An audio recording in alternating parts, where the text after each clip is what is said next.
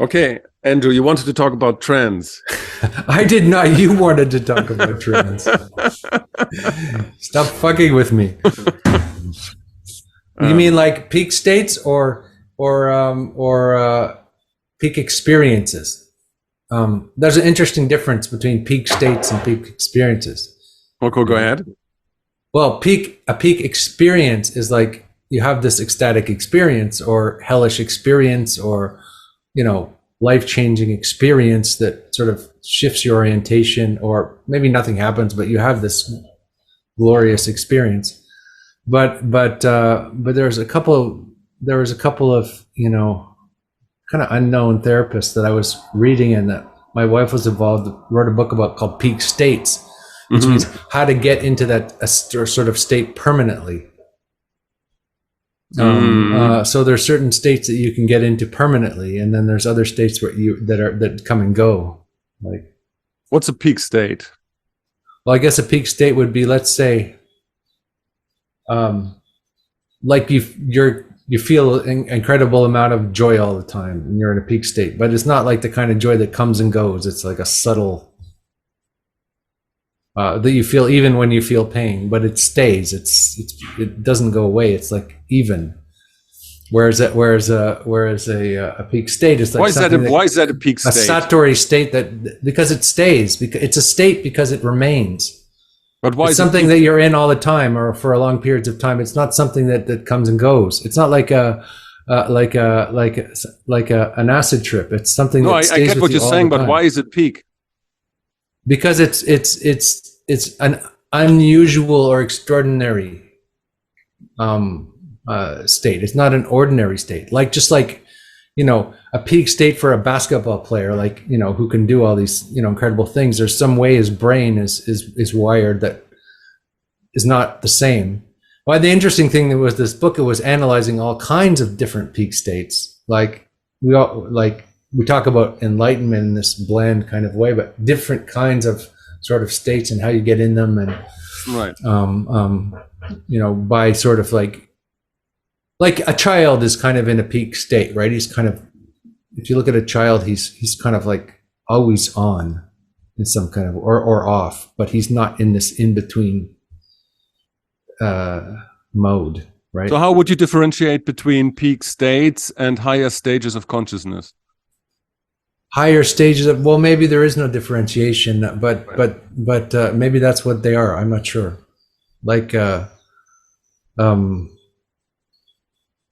Usually higher stages of consciousness is usually often used to describe more like a worldview or something, isn't it? Like no, not necessarily. You go from mythic to rational to post-rational or something like in the Wilberian sense.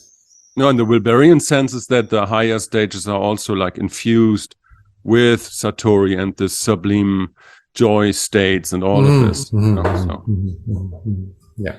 I mean, they're a little bit more complex, I think. You're right. So they are also like, encompassing, worldviews and more complex vision, logic thinking, and all of these kinds of things. Yeah. No, but what I was thinking about were peak experience, the sense, you know where the Spanish word ole comes from, right? No. So, when the matadors were like fighting with the bulls, and then they were like ole when he was made like a good movement. And so apparently it comes from, the dervishes, the spinning kind of religious figures and shamans that from the Islam world. And so when they were like kind of spinning around and getting into this specific state or experience, then other people would point at him and say, oh, that's Allah. And historically speaking, out of Allah, pointing to this peak experience, developed this ole, apparently. Oh, interesting. So I used to go to Grateful Dead concerts in the 90s, and there was a whole section of the concert, and there was all these hippies, like maybe hundreds of them, and they would spend the whole concert spinning. They would just spin spin around the whole time and get into the states of ecstasy. Yeah. And so I was thinking about because we are like so it's a very old concept, but now we are like so embedded in individualistic thinking that I think that if we're talking about these peak experiences, we tend to think that it's only something that is about us. Yeah, that's true. Right? But if it's a trance state, like a peak state where you get, beyond ego and get into peak experiences, I think what normally should happen is that you get information that is important for the tribe and not necessarily for you. Why can't it be both? Why is it an either or thing? Because I'm not saying it's either or. I think if you're leaving the ego behind because you're in a peak experience, why would the information be for you then and not for you as being part of the tribe? I think there's an inherent quality of the trance, or like of the seer, when he is in vision, or the shaman, that it's not particularly for him. There's I think it should entail information that is important for the tribe, and I think a trance should only be evaluated in context of it if it has information for the tribe. It's like, because like if you have like the Ibiza hippies, and it's like, it was like a peak experience, and it was like, and I saw the goddess and whatnot. If it's not for you to use for anybody, then it's a useless trance, because in most of the cases it won't even help yourself, right? But if you're in a state and you got rid of this idea of the individual and individualism to get into this trance, then maybe you find some new information that maybe may transform you as it transforms the tribe. And I think that should be the criteria by which you judge a trance. Why do you need to judge it, and why does it need to be of use? Because I'm German.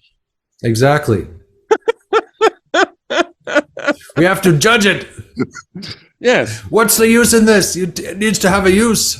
But I mean, it's a joke, but I also think, why do anything? I think that's a silly question to ask why we judge it, because we're judging everything. No, well, what I mean is like you could have an experience, and it might not be something that you can you need to evaluate or about having some sort of utilitarian value. It could just be an experience, and it's great, like an orgasm. Is that for the tribe? Yeah, but what you're asking is to ask why to evaluate what an orgasm is in itself. I mean, yeah, if you have it, it's great, and you shouldn't maybe ask what it is. But as two guys having a podcast and trying to make a thematic proposition for the next hour, it could be interesting to evaluate what trance is. Okay, right? Go ahead. I just did.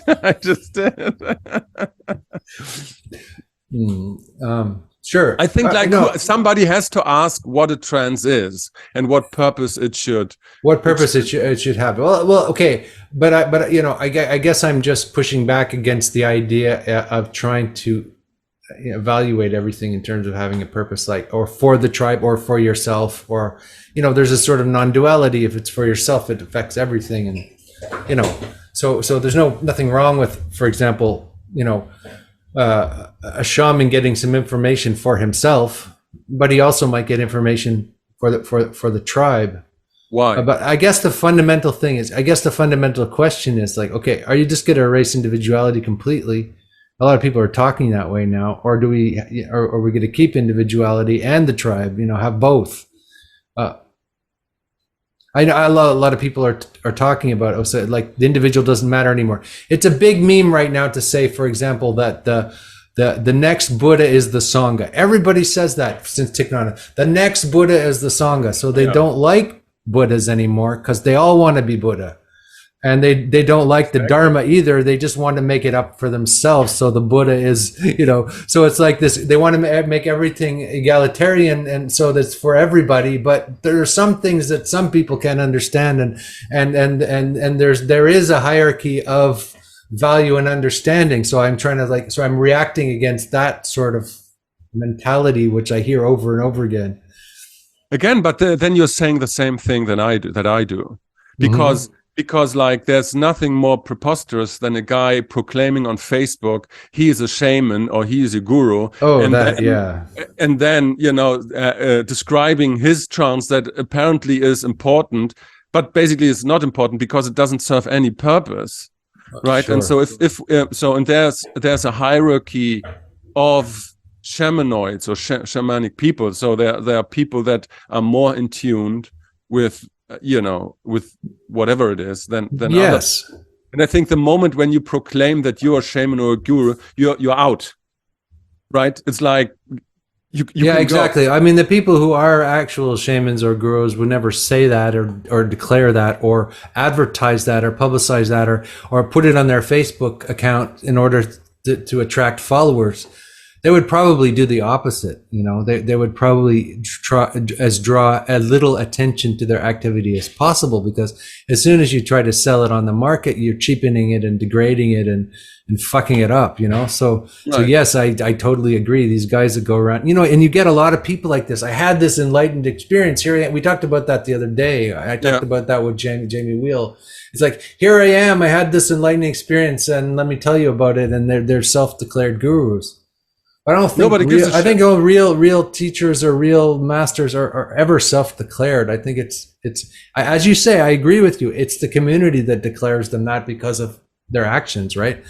Because of who they are. And so the community decides if they're a worthy shaman or leader, but and they are revealed to be so through their integrity. I want to push back a little bit on that, because you have like lots of false prophets where the community kind of decided, he's a guru. I think there's like a deeper architecture at play where the archetypes just emerge like as they did in the past, and there are like people in the tribe, and then there are people outside the tribe, and they are there because they're driven by a specific archetype, right? Mm-hmm. And so the original shaman was something who, was outside the tribe and were kind of getting visions for the tribe. That's the original meme, let's say, or the original idea. Well, he would go outside the tribe, but he would be respected within the tribe. Like he'd go out and he'd be the only guy who could meet the other tribes. Alexander writes about that a lot. He could go between the tribes. He could be the diplomat. Right. Or he could go off into the wilderness for a long time and have visions, and then bring whatever but he doesn't seek knowledge No, he doesn't seek approval. Definitely not. So, I mean, the people I know people who I consider to be pretty advanced, and one of the things I've noticed they do is they do everything as they can to push people away from them, because the people who are really serious will continue to ask, something from them. But the people who are not serious are just going to think this guy's an asshole. And they actually even behave like assholes and say unpopular things and behave in weird ways to push people away from them. So they don't, attract sycophantic, devotees. They do the opposite, usually. And those are the good teachers. It's like jumping the shark, and I think that's one of the things that you can view like everywhere. It's like when people start to believe in their idea, and when their idea and their belief in their idea gets heavily connected to their personality and their social standing. It's like the one of the most popular.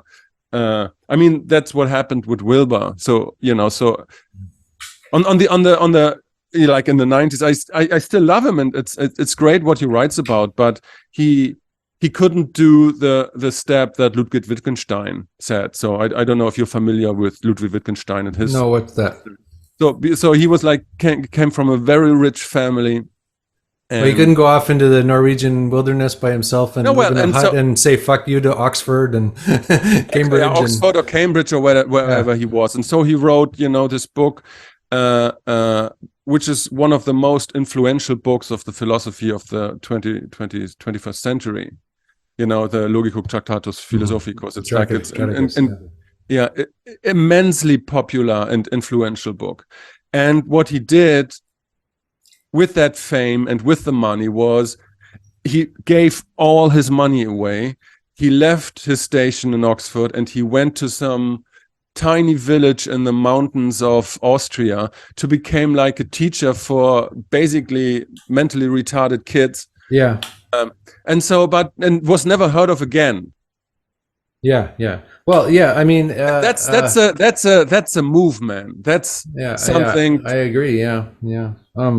Well, I guess maybe, I mean, who knows about Wilbur? I don't want to judge Wilbur particularly, but he had a huge audience. And then I guess if you have a huge audience, you have to continue to play for that audience. Yeah, but if you don't, then I guess what happened to him is he got sick because he couldn't play for the audience anymore. That's why he got sick in a way. That's like his way of doing that was to get very, very sick for 15 years, maybe. Yeah, well, that's true. That would be the meta. Because he dropped out. He did leave the scene. He didn't stick around while all the gurus were being crucified and his followers were going crazy. And he kind of just, you could say that he in a way, to his credit, he found a way out of that game. I get it, but I don't know how it is with you, but for me, it's like when I'm engaging in some discourse, I always have this itch in me to ask, do you really believe your theory? What I just said? No, not you. The theory that I just said. Does Wilbur really believe his theory? No, does anybody who has put forward a theory? Do you really believe in that? And to what extent do you believe in it? Because the extent signifies your level of attachment to that. Yeah.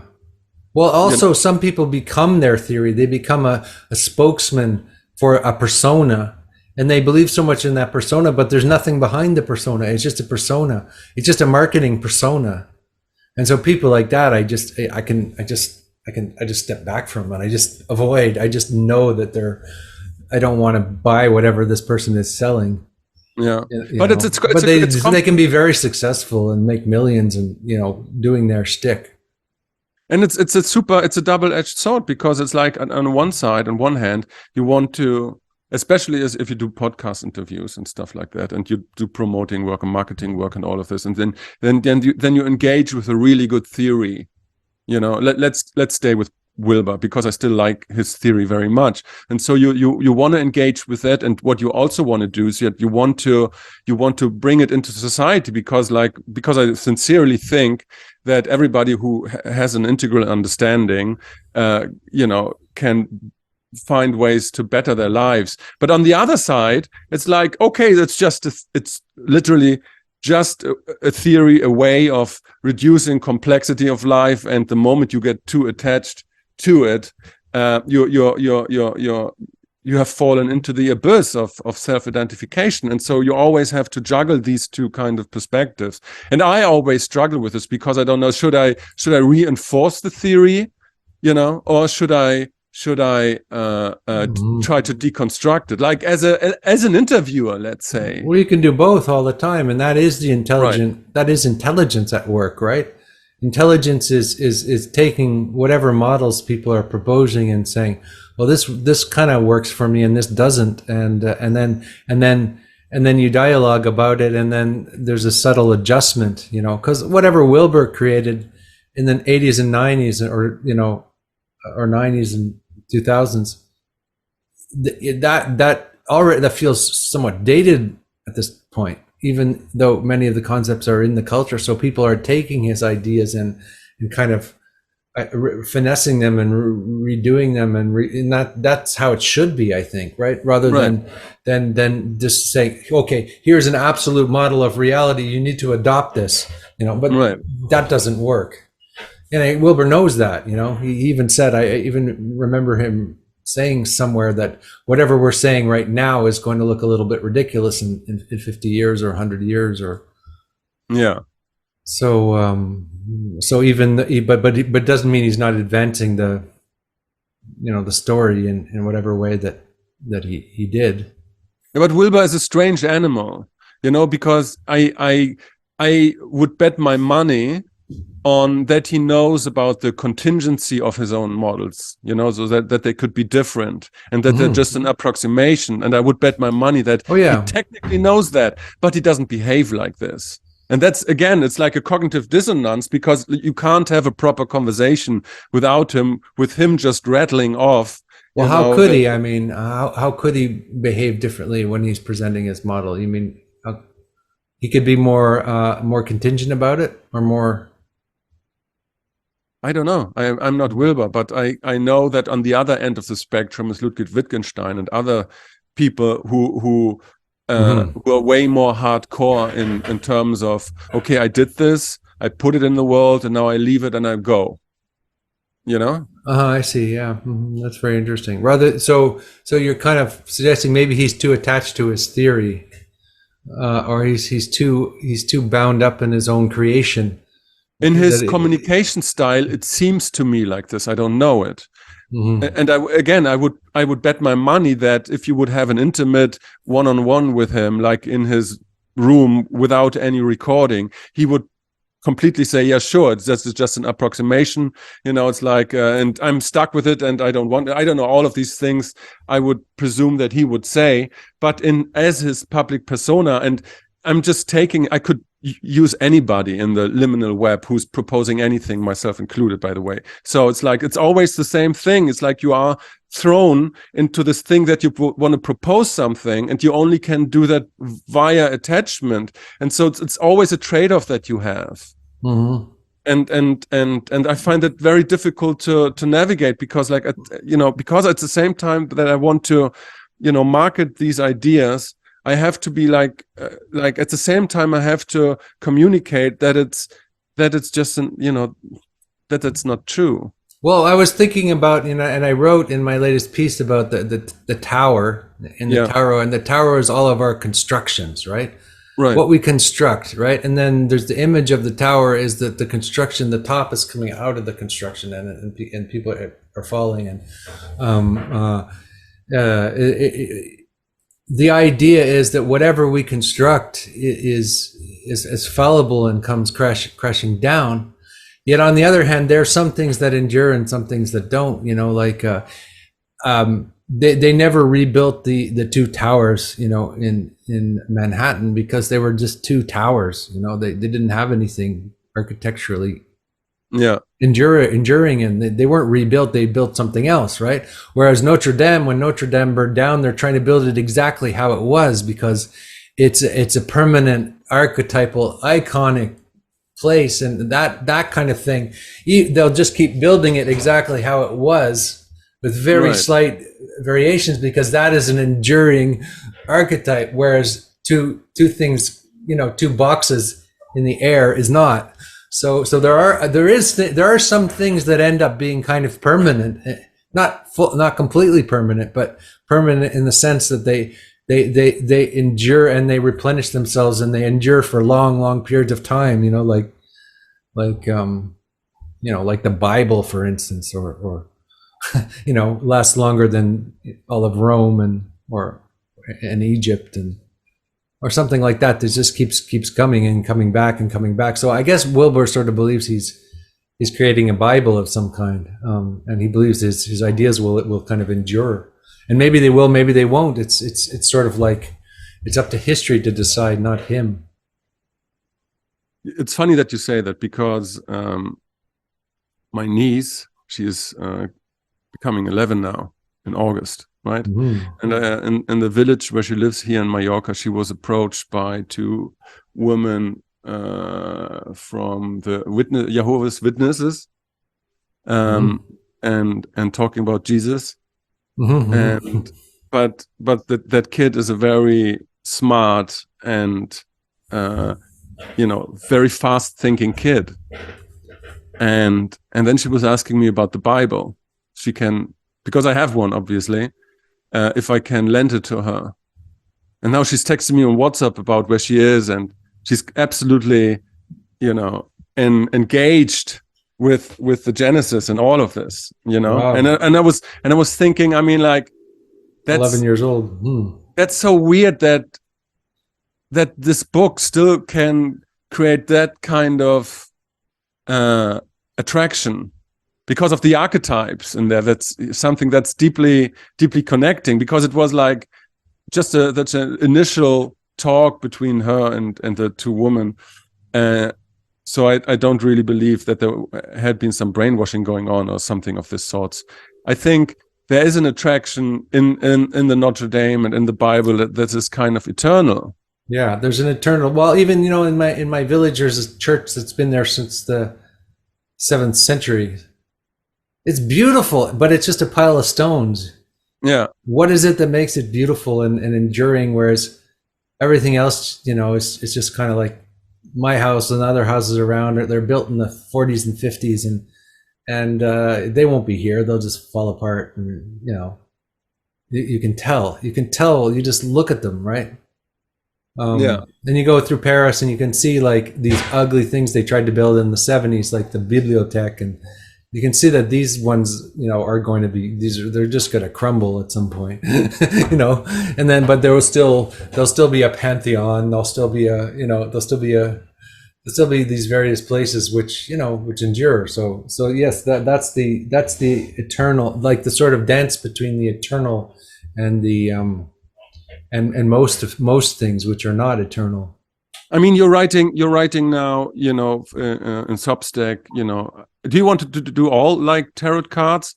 Because I'm just like going through the major arcana, and I'm going through the 22, and I'm up to the Tower right now. So what I noticed is like there is a, maybe that's what it is, why some things endure while others don't. Because like if we talk about visions, and if we talk about trances where we see things,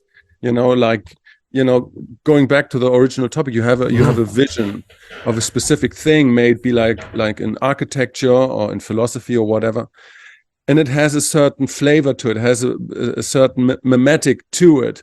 And I think like what the tarot does is to present an all-around compendium of archetypes. And so I think what Wilber did, and why Wilber is so important, is that he accessed a kind of mimetic archetype in terms of, let's create a whole world vision. Yeah.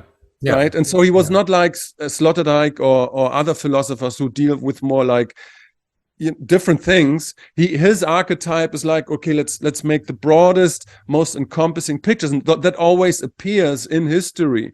And he was the one that did this in the 90s. And I think, talking about what's becoming important and why some architectural structures are more important than others is like because they're a direct representation of a certain archetype or meme or a certain existential structure that are the building blocks of our existence. You get what I'm saying? Yeah, sure.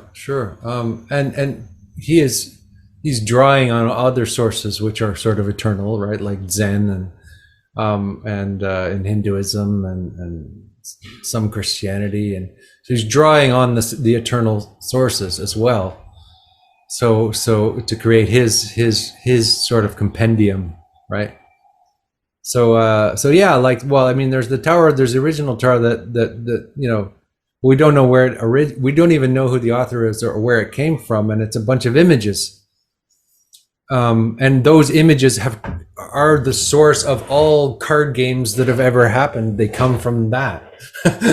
all of Las Vegas, everything that comes from the tarot. People don't know that, but there wouldn't be this little deck of cards, which is like the secular version of the sacred images, if it wasn't for those like basic images, which were created by who knows who and when, nobody knows, So So I mean, Andrew, there's something about these. There's something about these cards that you go back and you're like, why is the empress sitting on an egg, and what the fuck is that? Anyway. But isn't the burning of the Notre Dame, of the church, isn't that the tower falling? Exactly, it is. That's what I wrote in the thing, and so is the September 11th. Except the September 11th tower is a tower based on. It's not a spiritual tower, so it doesn't last. Whereas Notre Dame is a spiritual tower, so it's a. Well, I think the Americans would disagree that there was no graver incident for their spiritual life and for the self-identification than the falling of the two towers. Yeah, but I mean, those towers are monuments to capitalism. Yes, capitalism. But it's still a church. That is, I guess, that is a sacred to Americans for sure. But in terms of architecture, it doesn't have the sacred architecture behind it. They're just two boxes going as it's just vertical things built on top of other vertical things. That's just the outer style. But when you say that everything is religion, I don't say that. That's Alexander Barnes' statement. I think that's not right. I'm sorry, Alexander, but I think there's genuine religion, and then there's pseudo religion, and capitalism can become a sort of pseudo religion. But I don't think it's a religion proper. Yes, but you said in the terms of Steven Pinker was on Twitter, saying something in regards of Peterson, and it was about values and how to derive them, and you were like kind of chiming in and saying, well, humanism is a form of religion. So yeah, I should qualify that by saying it becomes a pseudo-religious ideology. It becomes a big, huge belief system, which people. That's what I mean. The difference is like you have the twin towers, which are which are the sacred object, or were the sacred object of neoliberalism and capitalism in America. That was the church. Yeah. I know. Absolutely. Yeah, agreed. But I say that the structure, it doesn't have the enduring quality as 12th century cathedral does. Because I don't understand that argument. How? Why? Because of how beauty, for one thing. No, in your mind. Well, it's not just a relative thing. I don't think. I think if you were a banker in the 80s and were making $500,000 a day in the World Trade Center, you would say, "Oh well, that's a thing of beauty," and Notre Dame can fuck themselves. Oh, you would, but then you would be not a very sensitive person. No, but it's relative to whom. Well, beauty. You could just say anything is beauty, then nothing is beauty. So, no, but we're talking about the momentum. It's like saying everything is religion, then nothing is religion. So everything is. Mm-hmm. I mean, I'm not saying that you were part of the church-going audience going to the World Trade Center, but I think it had its power, and it has enduring. Yeah, that's true. Because for a lot of people, it had this function. Yeah, but people will. I guess Notre Dame Cathedral is the biggest visited monument in the world. Like, people go there from all over the world. They go to Paris, they go to this one spot, they go to this one cathedral. And it's been around since earlier than the 20th century, probably. I mean, than the 12th century, because other temples were built on it. It's in a powerful location, etc., etc. It's like 1,000 years of devotion and religion, and this is, anyway, are people going to go and visit the World Trade Center in 1,000 years? And maybe they will. I don't know. Maybe. Could be. But I also think that the value, it's also a different value. The reason the World Trade Center is a monument is because it was destroyed by these planes and terrorism. So it's an image of horror, right? It's a total, whereas Notre Dame Cathedral is an image of, human creativity and expression and worship and religion and all that. So there's a very different meaning to both those places. But my argument would be that the World Trade Center got their final justification through their destruction, because that's what with the tower happens. Because everybody knew, because the thing fell, it is a holy object. It becomes a sacred object because it's destroyed. Whereas Notre Dame is a sacred object because it was created. And destroyed. No, it didn't become a sacred object. It was already a sacred object. Yeah, but it didn't become a sacred object because it was destroyed. It was a sacred object because it was beautiful. People didn't go there because it was destroyed, and it had people didn't go there. So, what? I don't think so, because it was built on other churches before that. There's always, this circle of death and rebirth, and it's and they used to burn witches in front of it and stuff like that. Because the question is why did it become famous in the first place? Because it was a holy place before, and then on top of that, like with all big cathedrals, was built another bigger cathedral. Mm-hmm.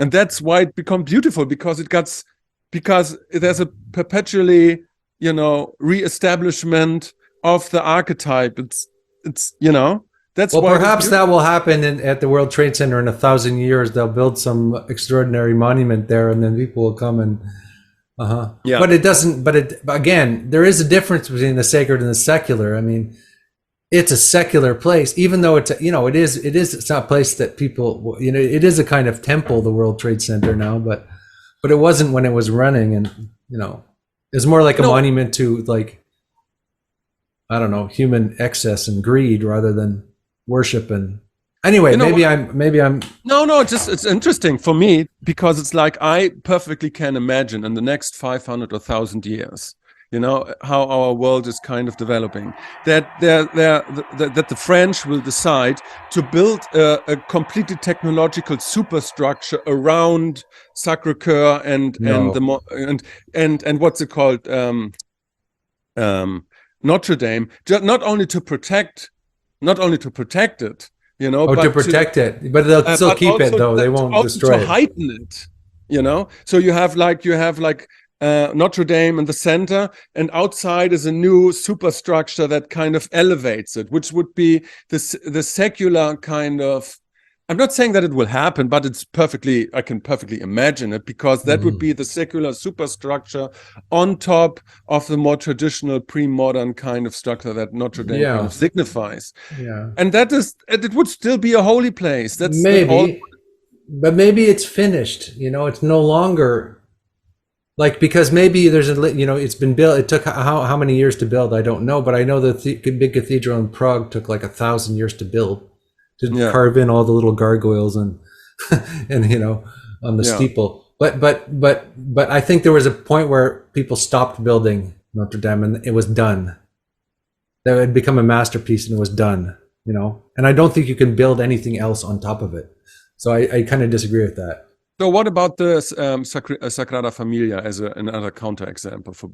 What's that? The Sagrada Familia, that immense kind of cathedral they built in Barcelona, and so but you can tell that one is kind of not the same thing. Is it though? They started building that 1882, and it will be finished by maybe in the next 20 years, and so that's a huge endeavor. Like Barcelona, when you look at the pictures, Barcelona was not Barcelona. So the Sagrada Familia was way outside the core center of Barcelona, and isn't that Gaudi's thing? The guy, yeah. That's what you're talking about. And so now it's in the center because Barcelona got so big, but it's built on the hill, so it was a holy place to begin with. Yeah. And so they started to build it, and it's a kind of modernist, even postmodern kind of thing, where you go and you have like these naturalistic elements, and it's an immense building. But is it beautiful, or is it kind of a monstrosity? I have a feeling it's a bit of a monstrosity, and then it might be viewed that. But it's also beautiful. Yeah. Is it beautiful? That's because yes, it is. It's not beautiful in the sense that Notre Dame is quite clearly okay. the way it's like there between the two rivers and on the island and kind of rises up into the, there's it's just like you go like this, but you're not going to do that with that one. That's not true, Andrew. Have you been there? No, I haven't actually, so I can't say, but that's just my feeling. No, you're ingrained in French. I bet you probably feels kind of gross at the same time, that cathedral, doesn't it? Isn't there something sort of like grotesque about it? No, like, Gaudi, if you go to Park Güell or to go to the Gaudi houses, it's immensely beautiful. Immensely. And then you stand before the Sagrada Familia. Sure. Okay. But how does it make you feel? What's the difference? Is there a difference? I don't know. Yeah. Maybe I'm just more attached to the old way, and maybe I haven't. Which is fine, I think that the discussion is interesting because it's clearly that the Sagrada Familia itself is not a pre-modern traditional building, and so in that sense lacks all the history that Notre Dame or the Kölner Dome in Germany has, right? Yeah. But it has something else. It is something modern, even postmodern, but it is an invocation of the holy.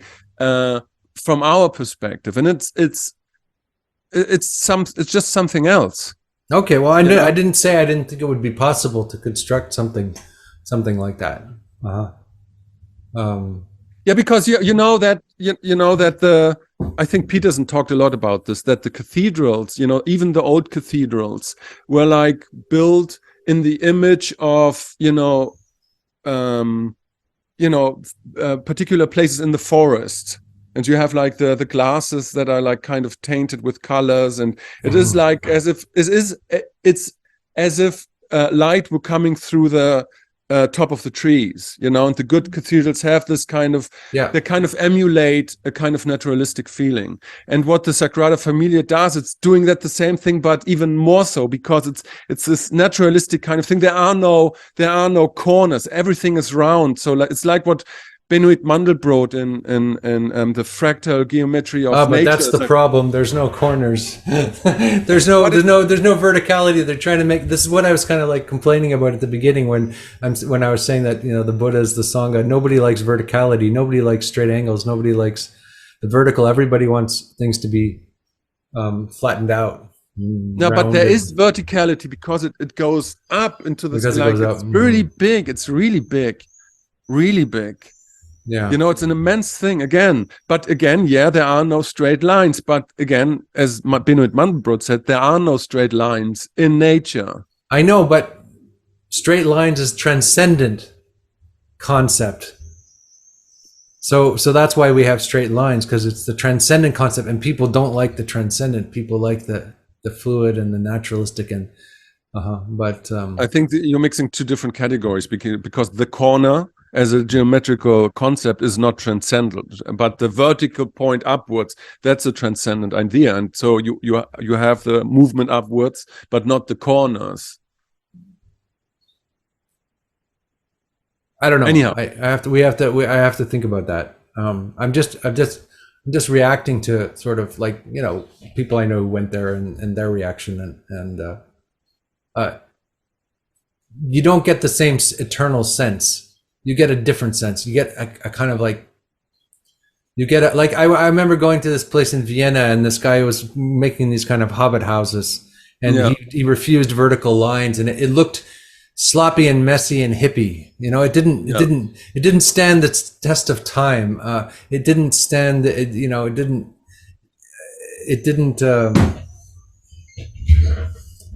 Because it was trying to imitate nature. But imitating nature kind of looks unnatural. It's weird. There's a paradox there. It's like, it's kind of unnatural. But isn't transcendence part of nature too? Yeah, it is. Yeah, I guess.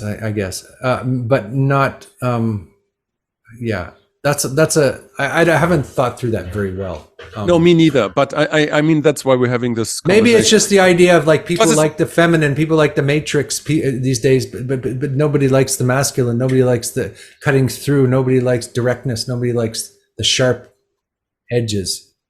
That's what I'm sort of like complaining about. I'm not saying that I don't have the same feelings than you. It's like when I go to this old European cathedrals, or even if I go to the monastery Yuc, it's here in Mallorca in the mountains. I think I told you about this.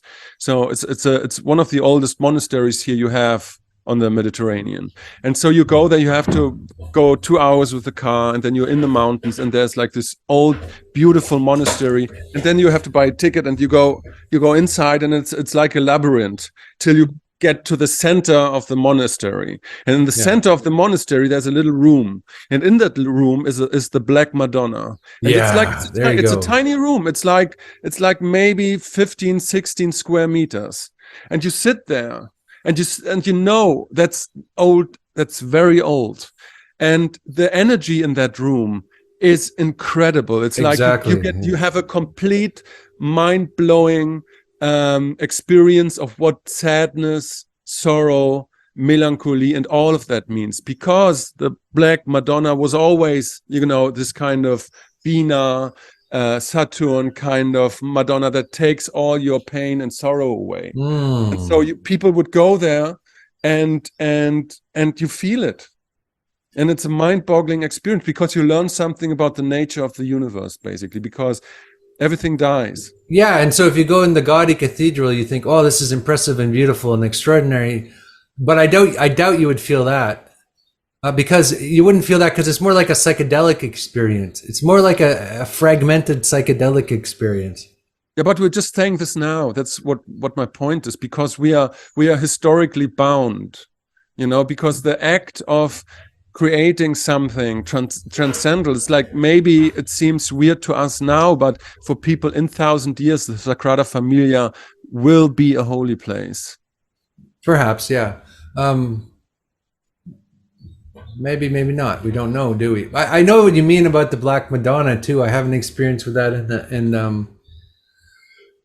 Saint Marie de la Mer in France. They have a Black Madonna, and Traktum Keba told me about this place. And what it is it's a little tiny chapel, and there's a Black Madonna in the basement. Yeah. All the gypsies come from all over Europe, and they go up to it and they put cloth on it. And I think there's supposed to be a crypt that has the bones of Mother Mary there as well too. Or it's a very like hardcore place. And so they come and they put fabrics on this Black Madonna, and the gypsies, they come and they kiss it like as if it's an erotic object. Yeah. So it's like you see these old men. It's like it's almost like you feel like there's something like pornographic about it, or you're like, oh, should they be doing that? But there's a depth there in that sort of sacred space, and you don't feel that in Notre Dame actually, because Notre Dame is mostly full of tourists, right? Right. So nobody is praying there, and nobody is meditating much. There's So I think Notre Dame is, even though I was waxing on about Notre Dame, just the appearance of it, just it's kind of like aesthetic. But going in there is like you have to, you're just packed with a bunch of tourists. It's not the same as going in and to one of these little chapels in Provence.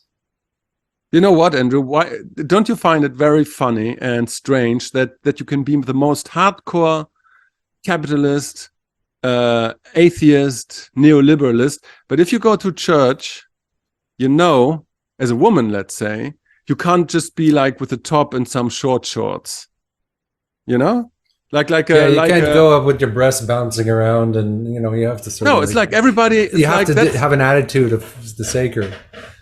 Yeah, but which is weird. Even if you are declared atheist, you can't. There is a way. You have to abide these rules. Like Sloterdijk wrote about it, that every room has their rules. So if we're like on a boat, we behave completely different than in a cinema, or like in a movie theater, or like in the church. But like people breaking the rules of the cinema all the time. It's like you go to the cinema and it's like people were playing with their phones and chatting and whatnot. It's super annoying. But everybody respects the church. There are no hot women in the church.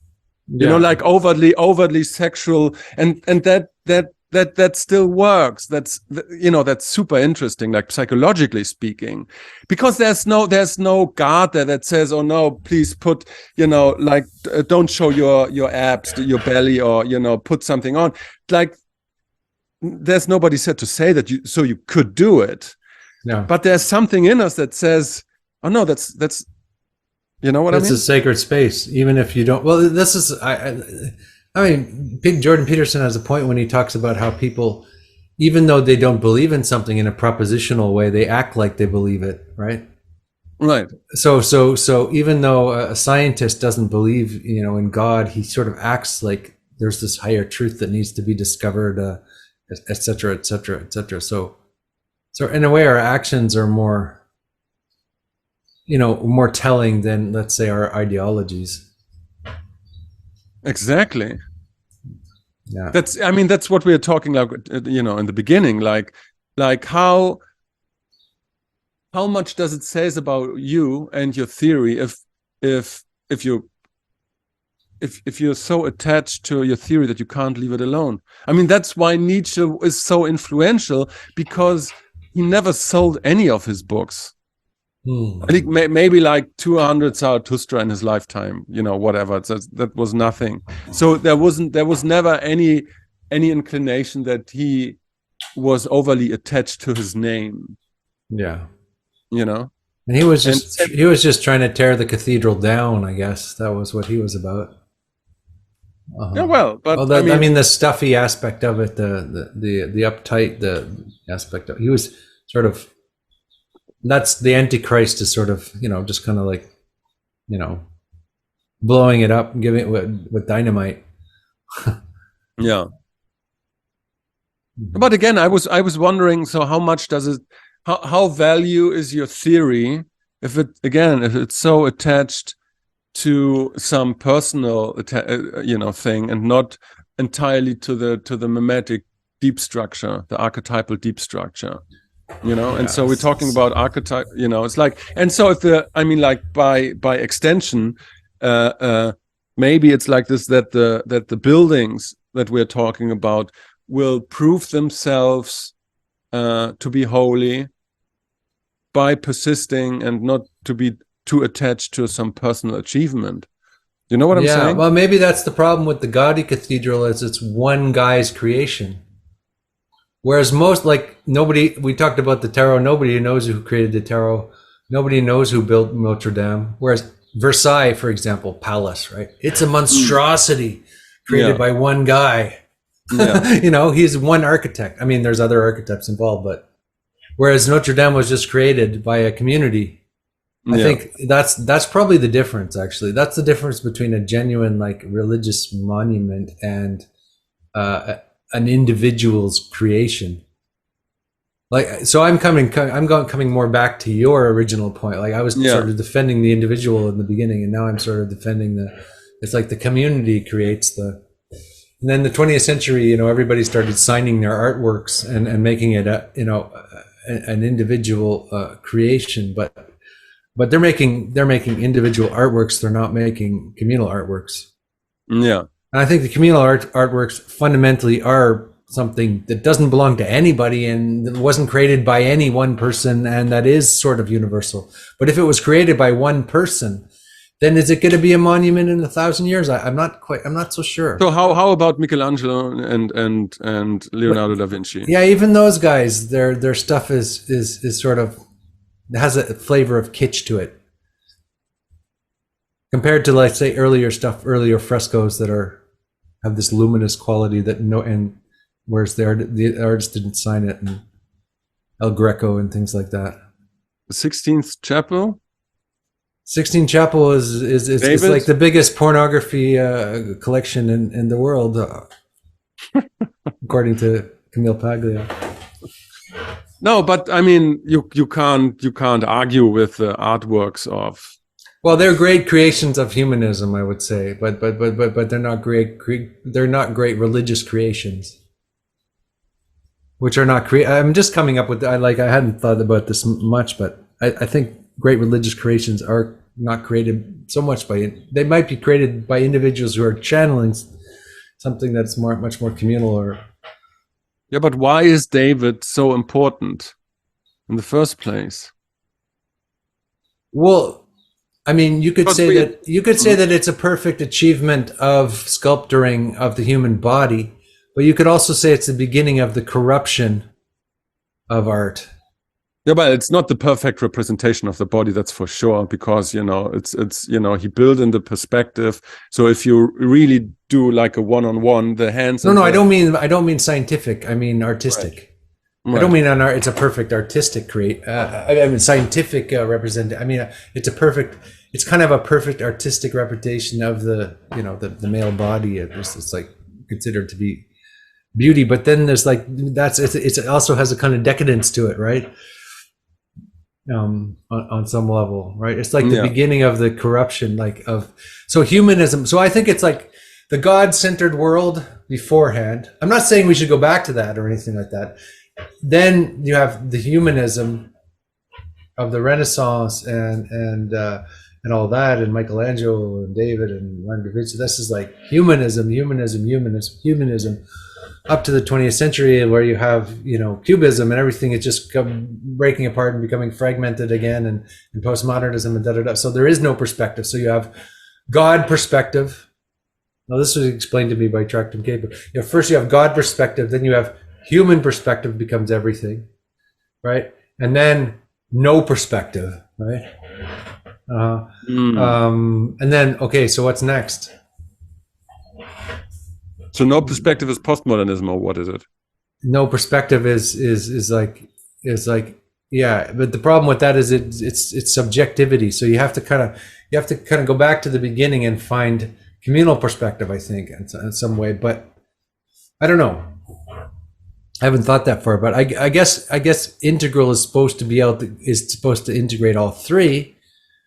God perspective, human perspective, and no perspective. It's supposed to integrate all three, like emptiness and form. The one thing that I like what Alexander said recently is that you can't create something. I mean, he didn't say that exactly, but kind of inferred that. So you can't create something entirely new if you, in a Girardian sense, imitate other people. You have to identify with God to create something new, or with one God. And so with God, he doesn't mean like a guy in the sky, but like, let's say like a original archetype, or like a original whatever it is, so you have to, if your business is to imitate other people, you're just thrown in the eternal reoccurrence of the same. You're not creating something new. Yeah, which is what most people do, right? You go and you see these music bands that just play jazz music all day long. They're not creating anything new. They're just repeating, what Oscar Peterson played or something, right? There's all these jazz clubs in Montreal. They're just museums, basically, right? I mean, Taylor Swift is just a newest iteration of the pop phenomenon that started in the aughts with Britney Spears and nothing new. Rihanna. I agree. But there's an interesting point there, and that is that no, you can't do it by imitating people, and no, you can't do it ex nihilo, from nothing. Just make up something either. Right. You can't just make up something and think you're creative. Like, that's another mistake people make. Like, put your shit on the canvas and there you go. There you got art. You can't do that either. So you have to digest the traditions in some way before you create something new as well. So it's not or you get into trance and identify with the God and create something new.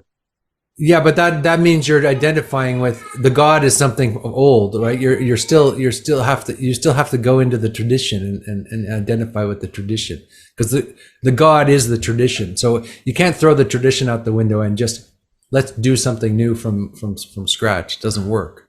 No, that's not what I'm talking about. But I don't know what you exactly mean with tradition in this context, because I don't think that I don't need to be part of the Buddhist tradition to access let's say in a trance, they're gods. I don't, because it's just an archetype that I have that I can access. You know, if I get into trance, I don't have to be a practicing Buddhist or like a Hindu or whatever to. Well, I didn't say you had to. I didn't say you had to, but it doesn't matter what your religious identification is. It imagines like what your spirit is doing, you know. Like, you know, the song I was thinking about, that Paul Simon came out with a new record, and it's okay. It's supposed to be about death, but it's kind of a secular modern version of that. It's like doubt and questioning, and right. It's not powerful, archetypal. Whereas when Leonard Cohen put out his last album, it was about death. He's like drawing on the Jewish tradition and Zen and all these things. And he uses some of the language from some of the Hebrew language, and whoa, that's deep because it's archetypal. It's not just personal. Yeah. You know? So it doesn't matter whether he's a Jew or a Buddhist or whatever, but he's drawing on the traditions, is what I'm saying. And just if you're invocating a god, you're drawing on the traditions, the old traditions, the old gods. You're drawing on the old gods. You're not drawing from nothing. You're not like it's not tabula rasa from nothing, is what I'm saying. So when I say tradition, I'm not talking about religious identification, blah blah blah. I'm talking about the deep traditions. so I'm talking. Yeah, I get what you're saying. I was like tongue-in-cheekly talking about, you know. I'm not trying to tell anybody to be some magic where you can identify when you identify in trance with, let's say, Mercury, or with Odin, that you get completely different results. Yeah, I mean, you're talking about the Western occultist tradition, right? That's a tradition. Well, okay. Mm-hmm. Yes. So I'm saying, like, it's a mistake to say, oh, that you should just be original from nothing, but it's also a mistake to say you should just imitate the old things either. That's my only point. Yeah, no, I completely agree. I was also just saying, you know, you can't, if you imitate people, you don't get anything new. And so that happens when, you know, with grunge, when everybody wanted to be like Kurt Cobain, and not understanding that Kurt Cobain had a completely different source from which he was getting his information. So, yeah, lead belly also, you know, he was getting it from lead belly. so he was also drawing on something, not just making it from nothing. Yeah, but again, what I'm trying to say, everybody wanted to be Kurt, and so he kind of instigated a whole grunge movement, right? And so I think when you listen to his text, so I think he draws from something, not from nothing. Oh yeah. But he's not sure. He had his musical influences, yes, but I think there was something more. Yeah, there's something original, okay, that comes, is what you're saying. We're talking about being an author. An author creates something new, creates something original. But how he does that is that he makes whatever came before his own. Right? So he made Lead Belly. He didn't repeat Lead Belly in any way when he sang that song, you know, How Do You Sleep at Night? He wasn't repeating Lead Belly. He made it his own. You know, so that's and just like Jimi Hendrix made All Along the Watchtower his own song, as Bob Dylan was saying. You know, he's drawing from a source, but the originality is when you make it your own. Yeah, exactly. And I think, I mean, he probably didn't know it, and Hendrix as well. But I think they were drawing from some archetypal idea which was opaque in a sort of sense, because, you know, these if you look at the texts, you know, at the lyrics, they're like kind of opaque, and that always happens if somebody is in you know, it's like that's why they still work. It's like the same thing with Jim Morrison. They're opaque because they don't know what they're doing. They're accessing some original information, some archetype, and it's opaque. But as the more you get into the world and the more you copy, the more concrete the information becomes, and then it gets then it's dead. Then it dies. Yes, yeah. But Jim Morrison, as well as Kurt, they were drawing from something else. It was not just copying from bands that came before. There was something else that were kind of channeling. Yeah. Well, I think what's that philosopher who writes about repetition? Deleuze talks about that. It's a repetition, but then there's some new information each time.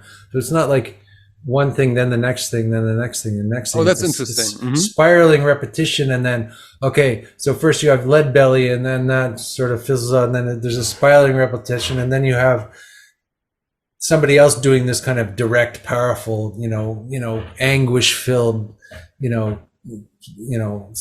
with electric guitars this time, I didn't know that. So that's Deleuze. What? Deleuze's first book about repetition. I think it's called. It was his first thesis. It was all about repetition. So there's a repetition, and then there's something new added to the thing. So I think that's how the creative process works. It doesn't work that first there's this person, then there's this person, and they're all new entities in themselves.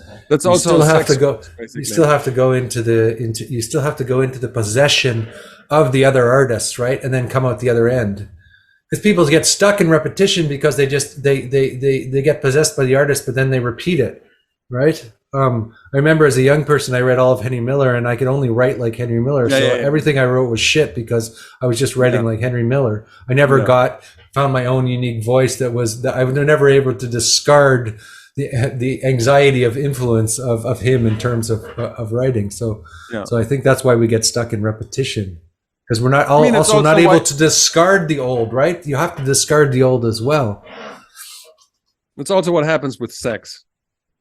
That's what I want to say. Sex is very repetitive. Repetitive, and then you look for the tiny things and then you look for the tiny things that are new and that kind of elevate you. Because if you just look at the friction, that's the most boring thing. Just why is that interesting? So because you're looking for the spikes that propel you in a certain direction. Well, you can be not bored of the same partner for your whole life, which is kind of strange. I mean, I'm a married guy, so I understand that. You wouldn't understand that, Tom, but no, I had a long relationship. I'm joking. I'm just don't get out. It's a total joke. I'm utterly damaged, so that I wouldn't go into any relationship. Okay, right. So in the next episode, we'll talk about your damage, and we'll Tom.